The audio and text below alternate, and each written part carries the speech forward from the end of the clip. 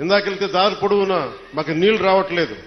పక్కనే కేంద్రం మనకి గ్రాండ్ పథకంతో వచ్చే నీటి పథకాలు ఉన్నా కానీ పక్కనే 50 అడుగులు కూడా లేని పక్కనే ఉన్న గ్రామానికి నీళ్లు రావట్లా. వీటి వెనక కావాల్సింది అధికార యంత్రాంగాన్ని కొంచెం ప్రేమగా మాట్లాడి, బాధ్యతగా మాట్లాడి, గౌరవంగా మాట్లాడే పనిచేసే నాయకత్వం కావాలి. నేను అధికారులకి మన నాయకులందరికీ ఒకటే చెప్పాను. నేను ప్రభుత్వ ఉద్యోగి కొడుకుని, ప్రభుత్వ ఉద్యోగులకి మేము గౌరవిస్తాం.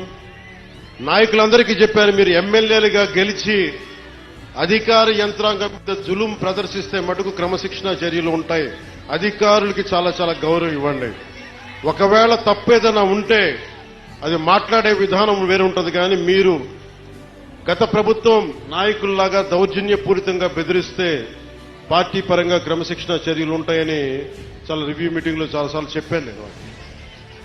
ఎందుకంటే నోరు మంచిదైతే ఊరు మంచిదవుద్దంటారు. నేను